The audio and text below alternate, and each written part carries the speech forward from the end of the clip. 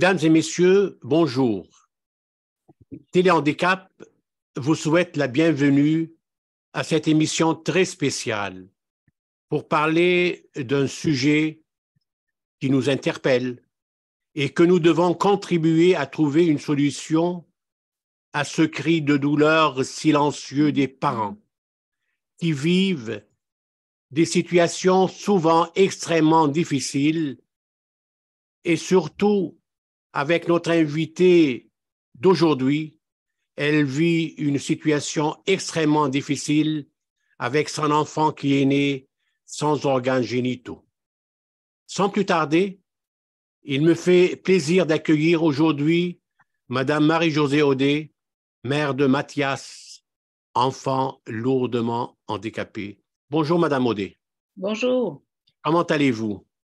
Ça va bien, un peu fatiguée, mais ça va bien. On suit, le petit train va loin. On va essayer de se suivre. Votre sujet nous interpelle et nous concerne tous. Avec ce cri de douleur de votre part, on va essayer de le suivre étape par étape et vous allez pouvoir nous expliquer les 18 dernières années de la vie de Mathias qui est à sa 19e année. Maintenant, votre enfant est né avec un ensemble de maladies et d'handicaps et surtout avec la licencéphalie qui affecte les couches de neurones et qui donne des résultats catastrophiques à l'enfant au niveau de l'alimentation, des anomalies au niveau du tonus musculaire, comme un enfant ayant la paralysie cérébrale, parce que nous connaissons très bien ce phénomène au niveau du handicap, ce qui veut dire que votre enfant vit un tandem regroupant la maladie et le handicap. Voulez-vous, s'il vous plaît, nous expliquer l'historique de cette situation? Oui, mais certainement. En fait, moi, j'ai eu une grossesse relativement normale. J'avais 38 ans, donc mon médecin m'a suggéré de faire une amniosynthèse, ce que j'ai fait. Et puis là, on m'a dit que j'attendais un petit garçon.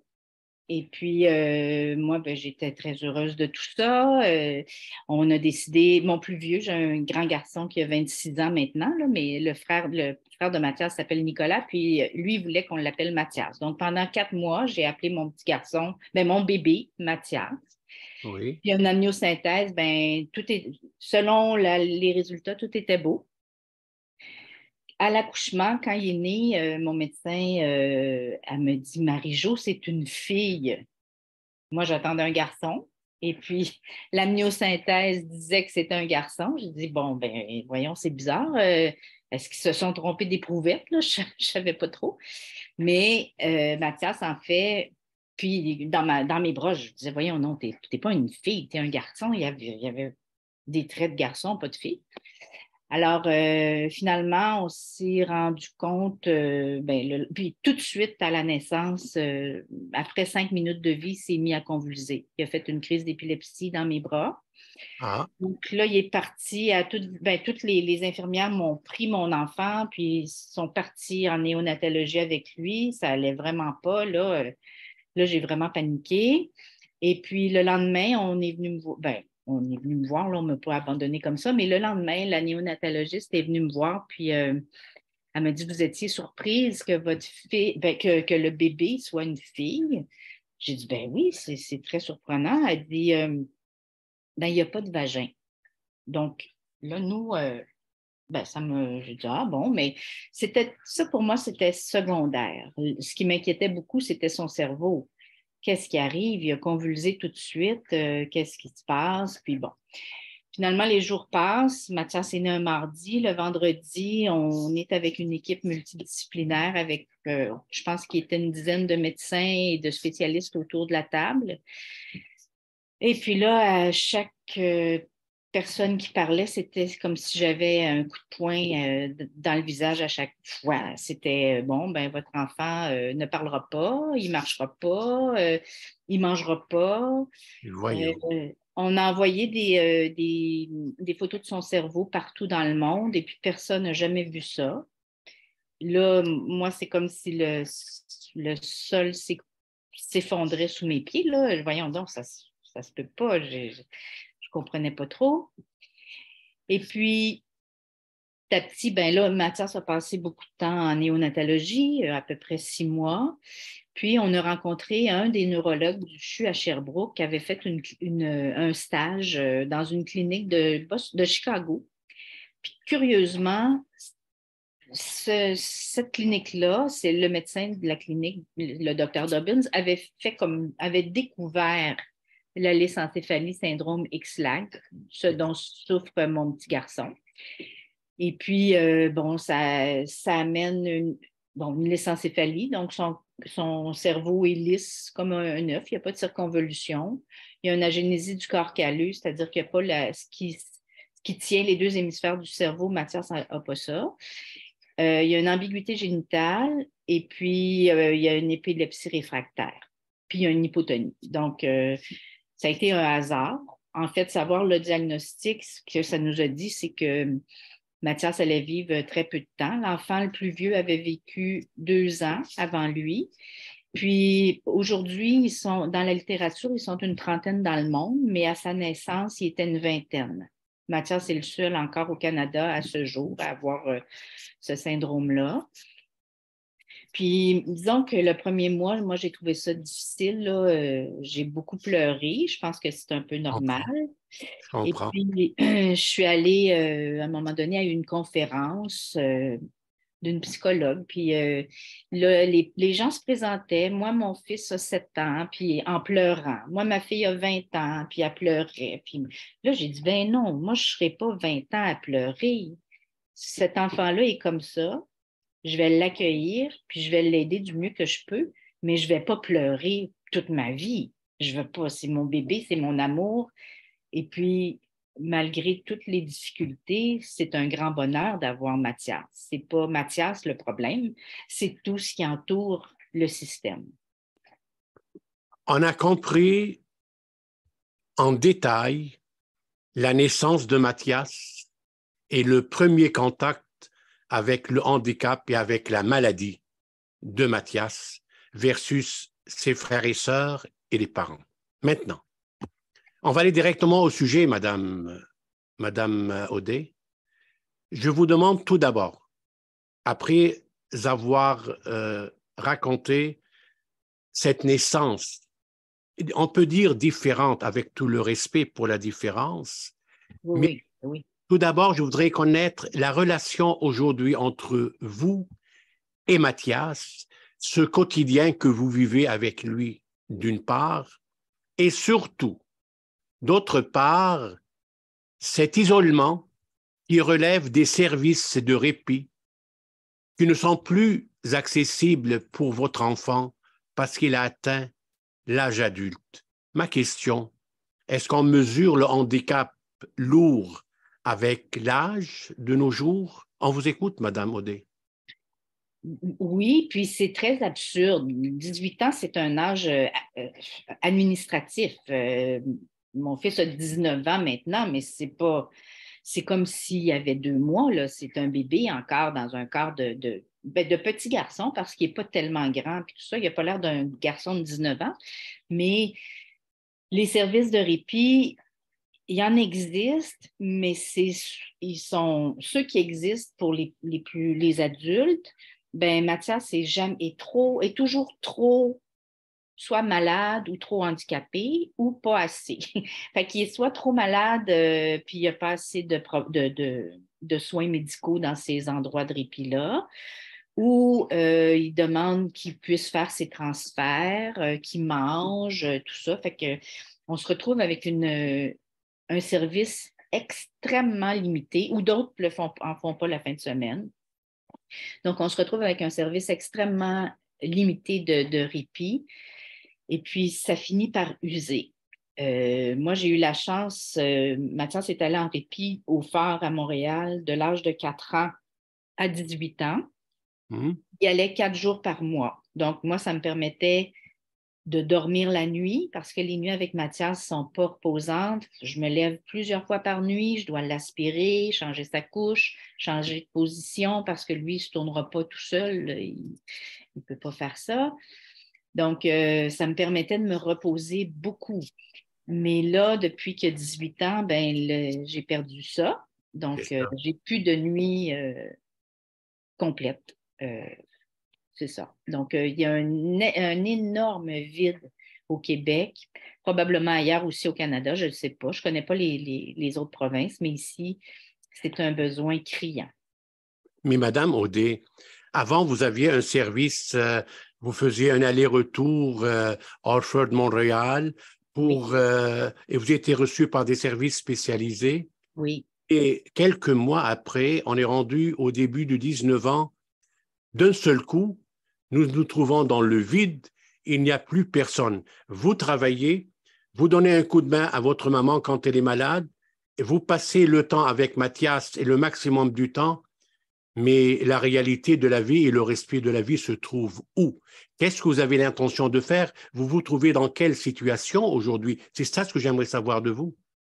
ben, en fait, j'essaie de m'impliquer le plus possible pour essayer je fais partie d'un comité d'idéalisation là, pour les transitions. Parce que oui, il y a les répits qui cessent à 18 ans, mais Oui. il y a aussi toute l'équipe médicale qu'on perd. On n'est plus en pédiatrie maintenant, on doit aller aux adultes.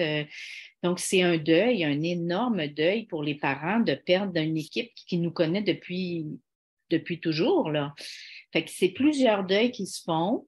Puis le répit, ben, il faut vraiment qu'il y ait je pense qu'il y a une volonté politique. Malheureusement, il faut que ça passe par le politique parce que il n'y a personne qui va dire ben non, il faut pas que les 18 ans aient de répit. Personne ne dit ça, mais personne ne lève la main pour le faire. Donc, c'est ça. Mais écoutez, j'essaie de comprendre un petit peu plus. Tout d'abord, comme on a dit, l'organe génital de Mathias n'est pas visible. Ça, c'est un départ. Mathias ne parle pas. Il ne mange pas, il mâche, si j'ai bien compris la Non, nourriture. il est gavé.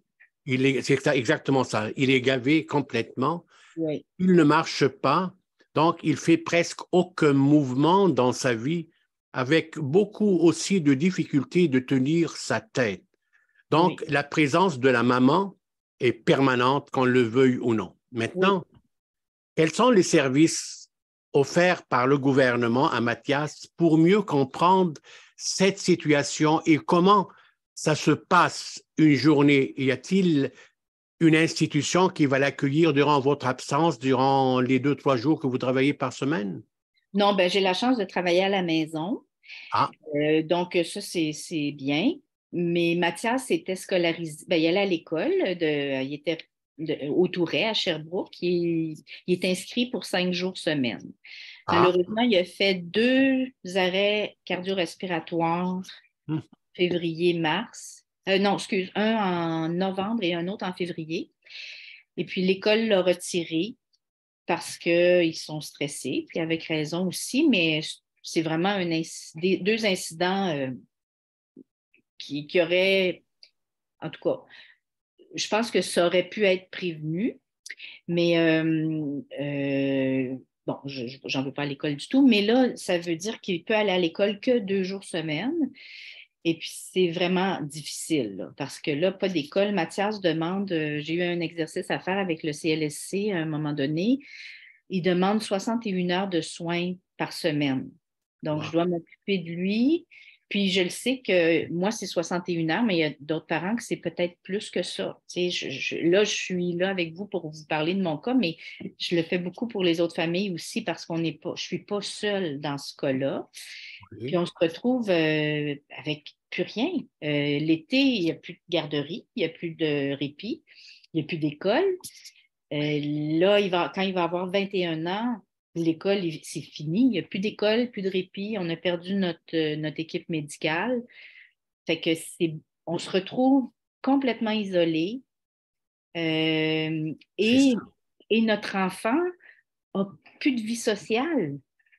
Moi, quand je travaille, je ne peux pas le stimuler. Là, tu sais, je l'ai avec moi à côté de moi, mais il passe sa journée dans son fauteuil ou dans le divan parce que je peux pas faire les deux, travailler et m'occuper de Mathias, même si je suis avec lui à la maison. Je m'occupe de lui, mais je veux dire, je peux pas faire du bricolage ou des trucs comme il peut faire à l'école. Ben, On s'entend, là, il est très aidé là, pour faire ça, mais mettre ses mains dans de la gouache ou mettre ses mains dans de la pâte à modeler, c'est des choses qui le stimulent beaucoup, mais moi, je ne peux pas le faire quand je travaille. Donc, C'est euh, ça. c'est Mais vraiment, dites-moi, allez-y, allez-y. oui, c'est vraiment difficile de, pour ça. Puis c'est vraiment, moi, ce qui me fait le plus de peine, c'est que Mathias perd ses repères, perd son petit quotidien, puis il y a des amis, il y a une petite fille dans sa classe qui l'aime tellement. Elle le flatte, elle est très handicapée elle aussi, mais elle est présente, là, puis elle adore Mathias. Fait que, mais là, il n'y a plus ça. Puis il l'aura plus quand il aura 21 ans. Donc, moi, je trouve ça vraiment absurde. C'est pas nécessaire que nos enfants. Tu sais, mon fils, s'il était né il y a 50 ans, il serait mort. Mais Voilà. maintenant, la médecine l'a sauvé et je suis très heureuse de ça. Mais il faut que le système suive. Faut pas que les services arrêtent à 18 ans. Moi, je trouve ça inconcevable. Dites-moi, Madame Audet, donnez-moi le degré de sa lucidité à Mathias dans son entourage. Est-ce qu'il comprend, il vous comprend? Est-ce qu'il agit à des réactions de votre part ou de ses amis à l'école? Quel est le degré de sa lucidité? Ben, Mathias a une déficience intellectuelle profonde, c'est sûr. Enfin, Mais il OK. connaît beaucoup plus, il comprend beaucoup plus de choses qu'on pense. Mhm. Euh, si je lui dis, disons, le soir, on a notre moment, là, après son gavage, je le prends sur moi, puis j'écoute la télé avec lui sur moi, puis je lui demande toujours, Mathias, veux-tu venir dans les bras de maman? Puis il lève son épaule. Ça veut dire Ah, oui. Ou ah, s'il y a quelqu'un qui. Puis, mais il faut qu'il soit présent. Tu sais, il faut qu'il soit réveillé puis en bonne forme parce que s'il est malade, il n'est pas là. Son énergie est là pour le guérir à ce moment-là. Mais si quelqu'un le saluait, tu sais, si vous le rencontriez puis vous lui disiez bonjour Mathias, il ferait ça aussi. C'est comme son signal ouais. bonjour, puis oui, c'est ça qu'il fait. C'est le seul mouvement que Mathias fait. Mais il comprend beaucoup. Moi, je lui parle beaucoup. Je lui dis toujours ce que je suis en train de faire. Je change ta couche, on va laver les cheveux. Je lui raconte, comme on fait un petit Vous lui parlez sans arrêt. Je lui dis, sans arrêt. oui, je lui dis toujours ce que. Et il agit à vos paroles. Ah oui, ben, ça le. Quand il est présent, je le sais qu'il comprend. Il Puis, sent votre présence à côté de lui. oui, oui, absolument. Puis j'ai le droit à des beaux sourires. Puis ça fait ma journée quand il me sourit. Là, c'est. Oui, je comprends. Oui. Dites-moi, Madame Audet, vous savez, avec mon expérience de 23 années consécutives avec des personnes vivant avec la paralysie cérébrale, et j'ai entendu parler de différents polyhandicaps et vu aussi différents cas. Mais la situation de Mathias est vraiment rare et lourde à la fois. Maintenant, c'est votre droit. Nous vivons dans une société démocratique et cet enfant qui est né handicapé a tous les droits que les personnes valides dans mon dictionnaire à moi. Je ne vous le cache pas. Maintenant, avez-vous essayé de frapper aux portes des décideurs, que ce soit vos députés ou ministres ou maires, mairesses, n'importe qui, pour qu'ils puissent agir dans un amendement quelconque à une loi ou à un règlement possible pour trouver une solution le plus rapidement possible et surtout pour donner droit à votre enfant et les autres enfants à la vie versus le travail de nos législateurs actuellement relatif à un projet de loi 11 pour l'aide médicale à mourir. Vous voulez votre enfant à côté de vous parce qu'il a le droit à la vie. Lui, Oui. il n'a pas choisi son handicap ni sa maladie. Il a droit à la vie. Donc, avez-vous créé un groupe pour frapper, pour sensibiliser les législateurs, pour aller de l'avant dans un amendement quelconque, pour vous aider à vivre aussi, vous, les parents? Oui, ben c'est ça que je disais avec un autre parent d'une enfant malade aussi. On parle beaucoup de l'aide médicale à mourir, mourir dans la dignité, mais vivre dans la dignité, on en parle moins. Et puis, moi, ben, j'ai fait quelques trucs avec Parents jusqu'au bout dans les années, au début en 2015, on a fait bouger certaines choses, mais pour ce qui est du répit, on est au tout début, là. Je suis dans un groupe, ça commence avec des travailleurs sociaux, des médecins. Oui. On est vraiment au balbutiement. On a eu une seule réunion à date, puis j'ai participé au congrès des soins palliatifs à Québec en mai pour parler de ça, du besoin de répit, puis de la transition à 18 ans. Mais les gens qui étaient dans la salle, c'est tous des gens qui connaissent le problème. Le problème, c'est que les gens qui ne le savent pas ou le politique n'était pas là. Donc là, c'est ma prochaine étape, c'est d'aller frapper aux portes du gouvernement. Oui, écoutez, ce qui se passe actuellement chez nous et ailleurs, on commence à regarder avec un regard différent les situations qui relèvent de différents handicaps. Même les décideurs sont sensibilisés à des situations comme ça. Mais si je dois comprendre maintenant, d'après notre conversation intéressante et vivante, que vous êtes au bout de votre souffle, et ce, malgré l'amour que vous continuez à donner à votre enfant depuis sa naissance, ce qui est le cas de la majorité des parents. Et je le dis et je le répète aujourd'hui que j'ai toujours parlé des parents et surtout des mamans, que vous êtes le soleil de nos étoiles, et je parlais dans le temps de la paralysie cérébrale. Nous, on a l'intention, l'Association de paralysie cérébrale du Québec a l'intention de demander au gouvernement de modifier différentes lois et déposer, on demande le dépôt d'un projet de loi pour venir en aide aux parents, c'est pas seulement aux enfants, aux parents, parce qu'ils sont devenus dans une situation où on vit une situation de pauvreté, de vulnérabilité, et ça se répète et ça s'accumule. Il est temps de bouger. Je pense qu'il est temps aussi, vous, les parents, de commencer à frapper aux portes des associations, des mouvements, pour créer un mouvement positif et faire avancer votre cause et la cause des autres, parce qu'il est nécessaire et précaire aujourd'hui de vivre, surtout après la COVID qu'on vient de passer, qui était lourde pour tout le monde. Il est temps d'agir. Qu'en pensez-vous? Oui, bien sûr, mais ce que je trouve dommage, c'est que c'est encore aux parents à monter aux barricades. On n'est pas... moi, je suis prête à le faire, mais je connais beaucoup de parents qui n'ont pas l'énergie, pas envie de faire ça, puis c'est très bien. C'est rare que nous, les parents d'enfants polyhandicapés ou malades, on va descendre dans la rue avec nos pancartes. On a d'autres choses à faire, là. Mon fils a besoin de 61 heures de soins par semaine. La vie aussi continue. Moi, j'ai décidé dans ma vie avec mon fils qu'il y a des moments qui sont sacrés pour moi. Je dois aller en forêt chaque jour. Puis ça, ben, c'est comme ça. Mais je pense que moi, je suis ouverte à ça, à aller parler à... J'avais déjà invité le ministre Barrette dans le temps à venir passer 24 heures avec moi, mais il ne m'a jamais répondu. Il n'a jamais répondu, juste pour voir comment c'est. Puis qu'après la nuit si mouvementée, qu'il faut que je retourne que je travaille le lendemain là, quand même.